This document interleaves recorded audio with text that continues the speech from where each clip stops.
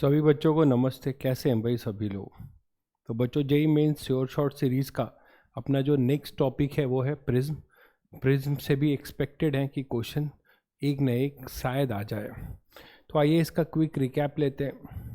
Quick recap में सबसे पहले आपको ये पहचान में आना चाहिए कि एंगल ऑफ प्रिज्म क्या होता है। सर ये तो बहुत सिंपल है, एंगल ए होता है। वो कैसे डिसाइड करते हो आप एंगल ऑफ प्रिज्म? जो भी अपना प्रिज्म है उसके जो दो सरफेसेस हैं which are participating in the incidence and refraction, है ना। दो सरफेसेस होंगे अपने जहाँ पे एक पे इंसिडेंस हो रहा होगा और दूसरे से रिफ्रैक्शन हो रहा होगा। उन दो प्लेन सरफेस का जो वर्टेक्स मिलेगा वो मिलकर जो है हमें एंगल ऑफ प्रिज्म बताएंगे। यही बात लिखी हुई है कि angle made by two plane surfaces participating in incidence and refraction form angle of prism. ठीक है, जैसे यहाँ देखो, यहाँ पर अगर आप एंगल ऑफ प्रिज्म की बात करो तो ये जो दो प्लेन सरफेसेस हैं ये है, तो ये अपना एंगल ऑफ प्रिज्म होगा भाई। This is our angle of prism. ठीक है, क्योंकि ये सरफेस और ये सरफेस पार्टिसिपेट कर रहे हैं। यहाँ पर एंगल ऑफ प्रिज्म जो है ये हो जाएगा क्योंकि ये सरफेस और ये सरफेस पार्टिसिपेट कर रहे हैं, तो उनका जो वर्टेक्स है वो एंगल ऑफ प्रिज्म बनाएंगे। जैसे यहाँ पर आपको, तो यहाँ बोलो सर ये तो प्रिज्म नज़र ही नहीं आता, तो आपको करना क्या पड़ेगा, इसमें सरफेस को एक्सटेंड कर दीजिए जिससे ये रिफ्रैक्शन और इंसिडेंस हो रहा है। तो सरफेसेस जब आप इसको एक्सटेंड करेंगे, ठीक है, तो ये 60 और ये 30, तो ये एंगल आपका जो होगा A, that is our angle of prism, जो आप इजीली निकाल सकते हैं 180 माइनस 70 प्लस 60। तो 180 माइनस, ठीक है, तो ये अपना एंगल ऑफ प्रिज्म बन जाएगा। ये साइड और ये साइड पार्टिसिपेट कर रहा है, तो यहाँ से आप एंगल ऑफ प्रिज्म भी निकाल सकते हैं। तो this is the first basic thing you have to know कि what is angle of prism. Next बात करते हैं एंगल ऑफ डेविएशन की। तो एंगल ऑफ डेविएशन में कुछ रिजल्ट्स आपको ध्यान रखने हैं ज्योमेट्रिकली, वो आप डिराइव भी कर सकते हैं, आसान है। ये अपने पास प्रिज्म है, ये इंसिडेंस है, इंसिडेंस को हमने नॉर्मल से I1 दिया, फाइनली रिफ्रैक्टेड को R नहीं दिया गया है, I2 दिया गया है। ये फर्स्ट रिफ्रैक्शन का एंगल R1 है और फिर सेकंड इंसिडेंस को R2 दिया गया है। सिमेट्री की वजह से ऐसा करते हैं, आपको पता ही भी होगा, बिकॉज लाइट रे follow the path of reversibility. अगर आप एरो उल्टा कर लो तो ये इधर आने लगेगा और इसी पाथ से इधर जाएगा, तो ये अपना क्या हो जाएगा, इंसिडेंस हो जाएगा। तो पाथ ऑफ रिवर्सिबिलिटी को फॉलो कराने के लिए ऐसा किया गया है। तो डेविएशन क्या होगा, फाइनली रिफ्रैक्टेड रे ये है और इनिशियली इंसिडेंट रे का लाइन ऑफ एक्शन ये है। तो this is the initial line of action of incident ray, this is the finally refracted रे। तो इन दोनों का जो बेंडिंग होगा, इनिशियल से फाइनल कितना बेंडिंग हो गया, this delta is our angle of deviation. तो जनरल एंगल ऑफ डेविएशन जो डेल्टा है वो हम लिखते हैं, बहुत आसानी से बता सकते हैं। पहले बाई ज्योमेट्री ये जान लीजिए कि R1 प्लस R2 जो होगा वो A के बराबर होगा। वो भी आप बहुत आसानी से बता सकते हैं, वो भी आप बहुत आसानी से बता सकते हैं। कैसे, ये जो पूरा क्वाड्रिलेटरल है ये पूरा 90 है, ये पूरा 90 है, देखिए ये पूरा 90 है, ये पूरा 90 है, और ये हो जाएगा 180 माइनस R1 प्लस R2। तो क्वाड्रिलेटरल में आप दिख रहा है A plus 180 minus R1 plus R2 is equal to 180। तो यहाँ से आप बता सकते हो A is equal to R1 plus R2। तो ये जो चीज़ लिखी गई है ये चीज़ यहाँ से बहुत इजीली आप प्रूफ कर सकते हो। सेकेंड इंपॉर्टेंट थिंग कि ये कैसे आया ये भी आप बता सकते हो। एंगल ऑफ डेविएशन ये कितना हो जाएगा, देखो ये हो जाएगा I1 माइनस R1 ये एंगल, और ये एंगल हो जाएगा I2 माइनस R2। तो एक्सटीरियर एंगल से आप देख सकते हो, exterior angle equal to alternate opposite angle. तो delta is equal to I1 minus R1 plus I2 minus R2।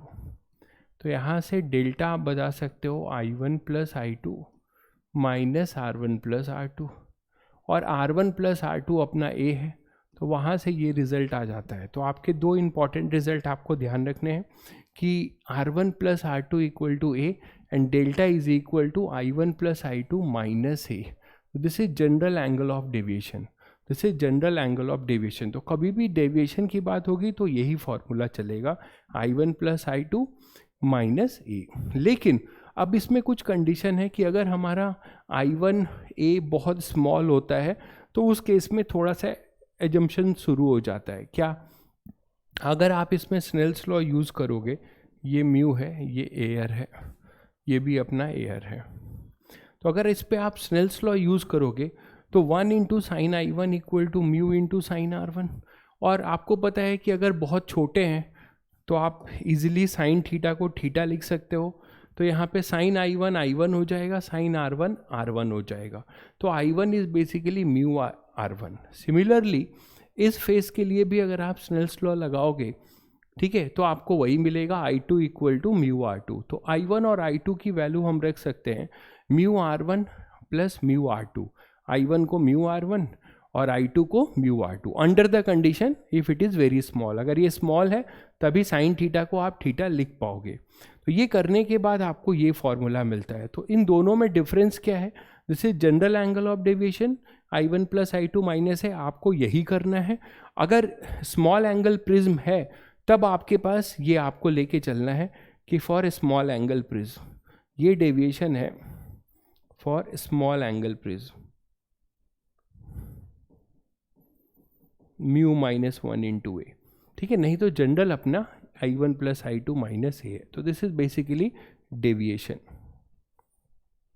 फिर इसी में बात करते हैं कि मिनिमम डेविएशन की क्या कंडीशन होगी। सभी को पता है मिनिमम डेविएशन में जो ग्राफ है उसमें कंडीशन ये बनती है कि जब I1 इक्वल टू I2 होगा तो obviously I1 equal to I2 होगा तो R1 इक्वल टू R2 होगा। उस केस में जो डेविएशन होगा वो मिनिमम होगा, और उस मिनिमम डेविएशन का रिफ्रैक्टिव इंडेक्स म्यू और एंगल ऑफ प्रिज्म के साथ जो रिलेशन होता है, बहुत दिनों से पढ़ते आ रहे हो ये formula, mu equal to sine A plus delta min by 2 upon sine A by 2। तो इस फॉर्मूले पे भी क्वेश्चंस आए हुए हैं। तो रिफ्रैक्टिव इंडेक्स और एंगल ऑफ प्रिज्म और मिनिमम डेविएशन का relation, mu equal to sine A plus delta min by 2 upon में साइन ए बाई 2, और वो कंडीशन जब मिनिमम डेविएशन होगा when I1 equal to I2 and R1 equal to R2। चलिए, उससे important condition for no emergence for any value of I1, ये एक बड़ा इंपॉर्टेंट कंडीशन है। हो सकता है कि आपसे ये डायरेक्ट ही पूछ लिया जाए। मतलब हम ये चाहते हैं कि यहाँ से I1 डिफरेंट I1 का डोमेन क्या होगा, 0 से 90 के बीच में। यहाँ पे कोई भी इंसिडेंस कराओगे वो 0 से 90 के बीच में वेरी करेगा। आप चाहते हो कि I1 के किसी वैल्यू के लिए यहाँ से कोई लाइट रे इमर्ज आउट ना हो। तो कोई भी लाइट रे इमर्ज आउट ना हो मतलब यहाँ पर एक तरीके से लिमिटिंग कंडीशन में आप बोल सकते हो कि ग्रेजिंग हो। पहले हम उसकी कंडीशन निकाल लें। तो अब अगर हम ध्यान दीजिएगा, अगर हम R2 की मिनिमम वैल्यू अगर थीटा सी के बड़ी हो जाए, ध्यान से सुनिए, ये जो R2 है, R2 अगर यहाँ इस क्रिटिकल एंगल थीटा सी से बड़ा रहेगा तो यहाँ से ऑलवेज TIR होता रहेगा, यहाँ से ऑलवेज हमारा क्या होता रहेगा, TIR होता रहेगा। तो R2 को मिनिमम होने के लिए R1 को मैक्स होना पड़ेगा, because R1 plus R2 equal to A। तो हमारे पास जो R2 होगा that is equal to A minus R1। R2 is basically A minus R1। तो अगर R2 मिनिमाइज होना है तो R1 को मैक्सिमाइज होना पड़ेगा, और R1 की मैक्सिमम वैल्यू जो होगी वो I1 की मैक्सिमम वैल्यू, जब I1 मैक्सिमम होगा तो R1 मैक्सिमम होगा, और R1 की मैक्सिमम वैल्यू 90 हो सकती है। तो ये एक लिमिटिंग रे डायग्राम बना है। तो वही चीज़ यहाँ लिखा गया है कि I1 को हमने मैक्सिमाइज किया जिससे हमें R1 मैक्सिमम मिला, और जब ये ग्रेज करेगा तो ऑब्वियसली ये थीटा सी के बराबर होगा। तो R1 की मैक्सिमम वैल्यू कितनी हुई, थीटा सी। R2 मिनिमम चाहिए, A minus R1 max. R1 max को अगर हम A से माइनस करेंगे तो R2 की मिनिमम वैल्यू मिलेगी, और R1 मैक्स हमारा थीटा सी होगा, क्योंकि I1 जब 90 होगा तो R1 थीटा सी होगा। TIR का कॉन्सेप्ट लग रहा है। तो A माइनस थीटा सी, बस। तो अब हमें पता है कि R2 की जो ये मिनिमम वैल्यू है ये थीटा सी के बराबर होगा तो ग्रेज करेगा, इसको ग्रेज करेगा, या उससे ज़्यादा हुआ तो TIR होता रहेगा। तो वही R2 min should be greater than theta C, then no emergence, और R2 की वैल्यू है a माइनस थीटा सी। तो फाइनली हमें जो कंडीशन मिला, एटलीस्ट आपको ये याद रख लेना चाहिए कि कंडीशन फॉर नो इमर्जेंस होगा the angle of prism should be greater than 2 times of theta C, 2 times of critical angle. Theta C निकालना सभी को आता है, यहाँ से यहाँ पे स्नेल्स लॉ लगाएंगे। तो a should be greater than 2 theta C, condition for no emergence for any value of I1। यहाँ कितनी भी लाइट रे किसी भी एंगल पे अगर इंसिडेंस कराते हो, ये एश्योर हो चुका होगा कि अगर एंगल ऑफ प्रिज्म हमारा ट्वाइस ऑफ थीटा सी से बड़ा होगा तो कोई भी इस साइड कोई भी लाइट रे का हमारा इमर्जेंस नहीं होगा। आइए कुछ क्वेश्चंस पे आते हैं। तो these are the basic thing. Ray of light passes through an equilateral prism such that angle of incidence is equal to angle of emergence। तो यहाँ पर इक्विलेटरल प्रिज्म बोला है ना, इक्विलेटरल प्रिज्म बोला है, यस। और बोलता क्या है, angle of incidence is equal to angle of emergence. Angle of incidence जो है, एंगल ऑफ इंसिडेंस जो है एंगल ऑफ इमर्जेंस के बराबर है। तो ये इंसिडेंस हो गया।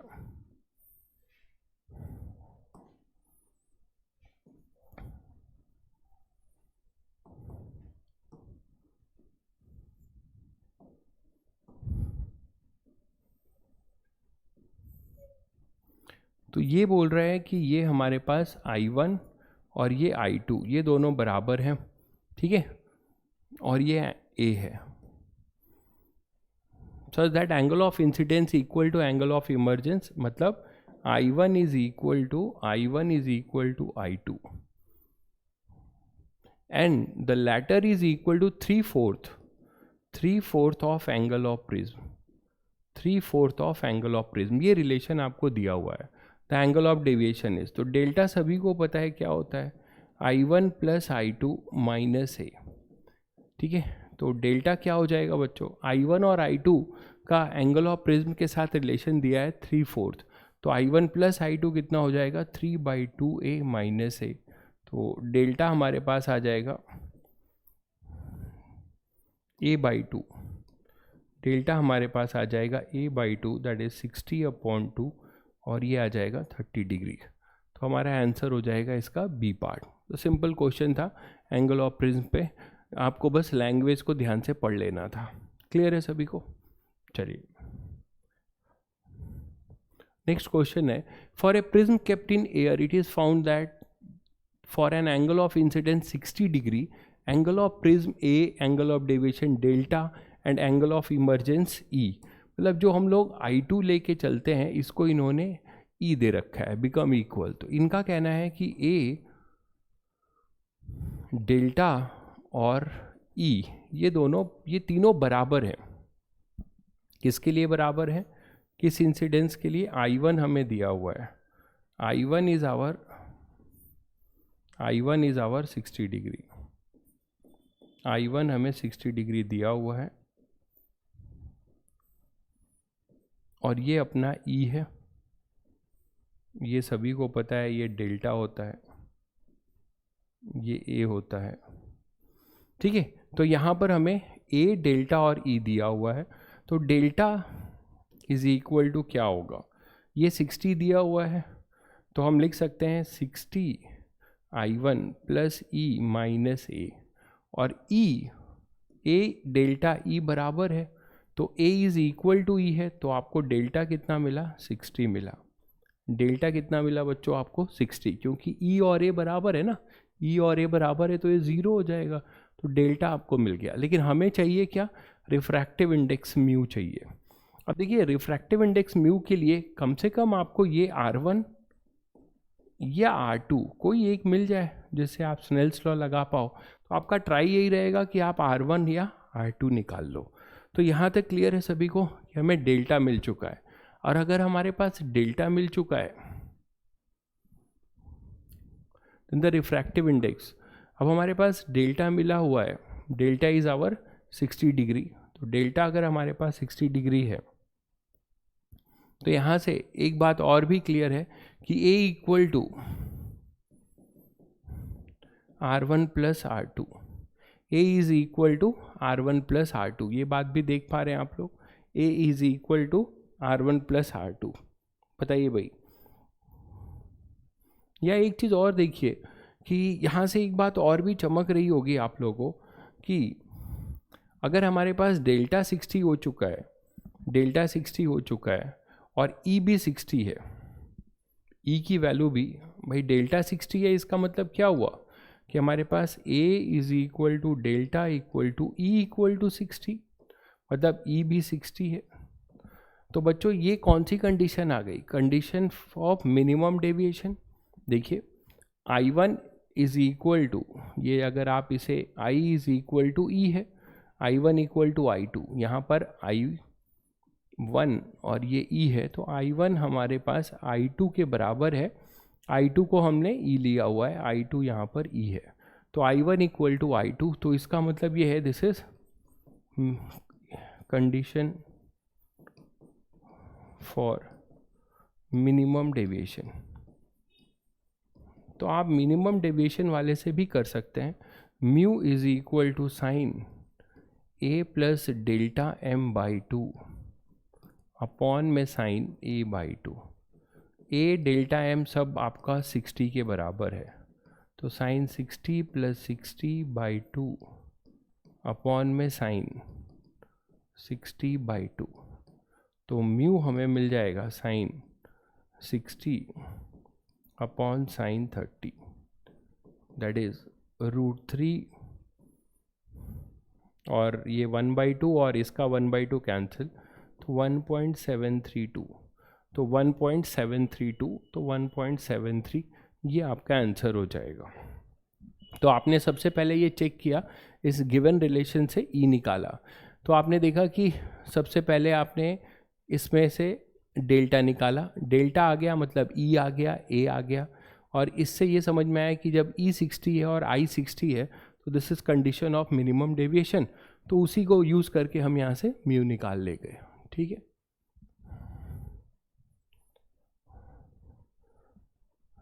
A ray PQ incident on the refracting surface BA is refracted in the prism BAC, ये BAC से रिफ्रैक्ट हो रहा है from the other refracting surface AC as and emerges from the other refracting surface AC as RS, RS ray है emergent वाली, PQ incidence वाली है, such that AQ equal to QR, ये आपको AQ QR के बराबर है। तो बच्चों जब यहाँ पर ये साइड और ये साइड बराबर है तो इसके एंगल्स भी बराबर होंगे, इससे ये समझ में आता है कि ये इनडायरेक्ट वे में ये एंगल्स आपको दे रखे हुए हैं एक तरीके से, और ये इसका नॉर्मल होगा और ये इसका नॉर्मल होगा। तो अगर ये 60 होगा तो ये 30 होगा और ये 30 होगा, मतलब एक तरीके से R1 और R2 आपको पता है। आगे चलते हैं, if the angle of prism A is 60 and the refractive index is √3 then the angle of deviation, तो आपसे एंगल ऑफ डेविएशन पूछा है, तो एंगल ऑफ डेविएशन डेल्टा जो होगा वो सभी को पता है, I1 plus I2 minus A। ठीक है, अब हमें ये I1 नहीं पता और ये I2 नहीं पता, बट R1 R2 हमें पता है, तो हम स्नेल्स लॉ यूज़ कर लेंगे, 1 into sine I1 is equal to √3 into sin R1, that is sin I1 equal to √3 into 1/2, तो √3/2, तो I1 अपने पास हो जाएगा sin I1 √3/2, I1 हो जाएगा 60 डिग्री। इसी तरीके से I2 भी क्या आ जाएगा 60 डिग्री, सेम ही है ना, R2 जब 30 है और I2 फिर से स्नेल्स लॉ लगाओगे सेम चीज़ आएगी।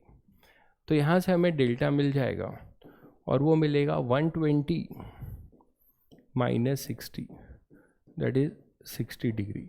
तो हमारे पास डेल्टा जो आ जाएगा वो एंगल ऑफ डेविएशन आ जाएगा 60 डिग्री का। क्लियर है सभी को? चलिए, एक glass prism mu equal to 1.5, ये ग्लास प्रिज्म है, ये म्यू इसका दिया हुआ है 3/2, ठीक है, ये दिया हुआ है, डिप्ट इन ए वाटर, वाटर में डिप्ट है, वाटर का म्यू, ये म्यू W है 4/3 और ये म्यू ग्लास होगा 3/2, A ray of light is incident normally on the surface AB. It reaches the surface BC, इस पे आता है BC पे आफ्टर TIR. तो इसका मतलब समझ में आ रहा होगा सभी को कि ये जैसे इंसिडेंस कर रहा है, ये इसका नॉर्मल है, तो इसका TIR हो रहा है. तो TIR के बाद ये यहाँ पहुँचना है इसको, है ना. TIR के बाद इसको इधर पहुँचना है. तो अगर TIR के बाद इस रे को यहाँ पे पहुँचना है, इसका यहाँ पे TIR होना चाहिए. और TIR होने के लिए सभी को पता है कि ये जो एंगल होगा, this angle minimum that should be, है ना, ये थीटा है, ये 90 है, तो ये हो जाएगा 90 माइनस थीटा.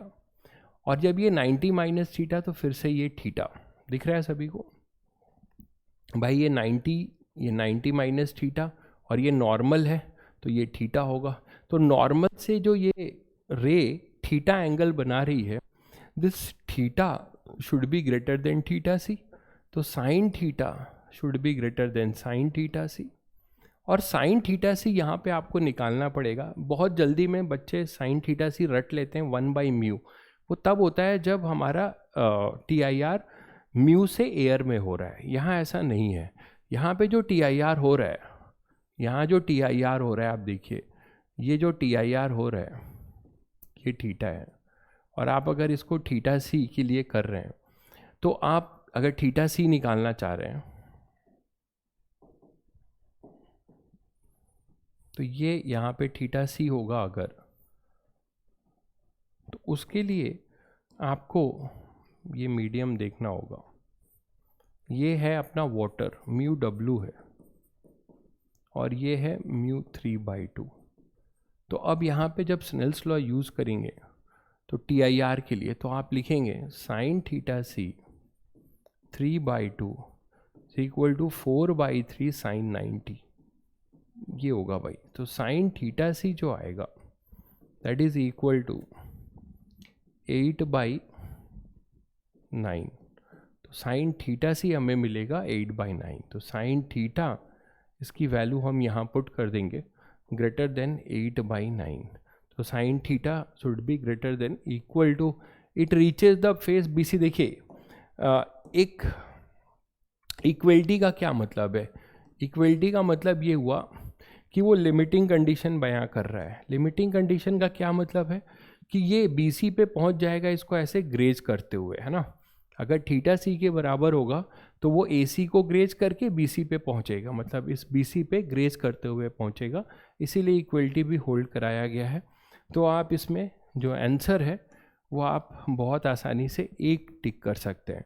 तो इसमें छोटी छोटी गलतियां जो है, मैं आपको हमेशा बोलूँगा कि फॉर्मूला आप रटे हैं ठीक है, बट आप ब्लाइंडली फॉर्मूला मत रटिए कि साइन थीटा सी 1/μ. हमेशा ऐसा नहीं होता है. आप ये फंडामेंटल याद रखिए कि थीटा सी पे जो है रिफ्रैक्शन जो एंगल होगा वो 90 डिग्री होगा. एंगल ऑफ इंसिडेंस जब थीटा सी होगा तो एंगल ऑफ रिफ्रैक्शन 90 होगा. और दोनों साइड का मीडियम भी आपको देखना होगा. डायरेक्ट आप 1/μ साइन थीटा सी नहीं कर सकते. वो तभी कर सकते हैं जब म्यू से एयर में हो रहा हो, हमारा डेंसर हमारा म्यू हो और एयरर हमारा एयर हो, तब आप कर सकते हैं. ठीक है बच्चों, तो आई थिंक आपको कुछ हेल्प हो जाए इस पूरे डिस्कशन में 15-20 मिनट के. चलिए फिर मिलते हैं.